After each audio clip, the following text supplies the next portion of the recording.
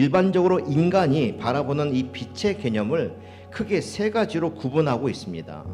룩스, 루멘, 스플렌더라는 이 세 가지 기념으로 빛을 종류별로 나눠서 봅니다. 첫 번째로 룩스는 빛 그 자체를 말합니다.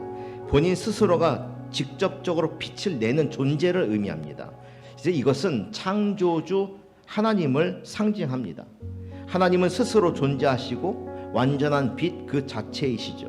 하나님은 모든 빛의 근원이 되시고 빛은 어둠을 물리치는 생명을 주는 빛이기 때문입니다. 두 번째로 루멘입니다. 루멘은 빛이 방 안으로 들어왔을 때 방 안이 환해지는, 어둠이 물러가고 방 안이 환해지는 그런 역할을 합니다. 그 빛을 통해서 어둠이 물러가고 공간이 밝아지죠. 이것은 예수님을 상징하는 겁니다. 예수님께서는 이 땅에 오셔서 하나님의 빛을 우리에게 드러내 주셨고 그 빛으로 우리를 구원의 길로 인도하셨습니다. 자, 세 번째 빛은 스플렌더입니다. 이 빛은요, 빛의 반사로 인해 나타나는 광휘, 즉 반사되는 빛을 말합니다. 예를 들어서 달은 스스로 빛을 내지 않습니다.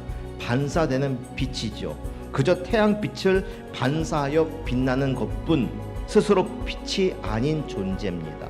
우리도 하나님의 빛을 반사하여 세상의 빛을 비추는 역할, 그래서 우리가 바로 스플렌더의 역할을 해야 된다는 것이죠.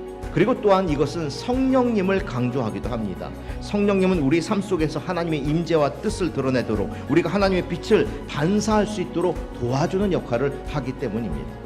그래서 이 세 가지 빛은 삼위일체 하나님의 사역을 깊이 있게 도와주는, 이해하도록 도와주는데, 하나님은 룩스로서 창조주이시며 모든 빛의 근원이 되시는 거고, 예수님은 루멘으로서 이 땅에 오셔서 하나님의 사랑과 구원을 우리들에게 드러내 주신 것이고, 또 우리는 스플렌더로서 우리 삶 속에서 하나님의 빛을 반사해서 그 빛을 세상에 밝혀주는 그런 역할을 한다라고 하는 것입니다.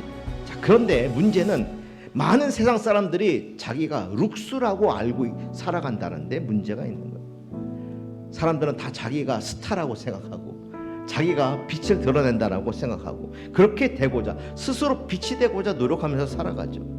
교회 안에서도 마찬가지예요. 자신을 빛이라 여기고 스스로를 빛이 되려고 하고 자신을 드러내려고 한다면 그것은 교만과 욕심이라고 할 수 있는 것입니다. 창조주 앞에서 우리의 본질적 사명이 무엇인지를 우리가 분명히 알아야 할 것입니다.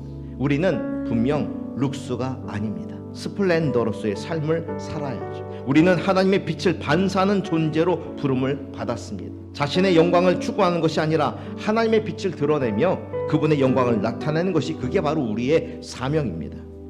여러분, 하나님의 빛을 반사하는 스플렌더의 삶을 살아가시기 바랍니다.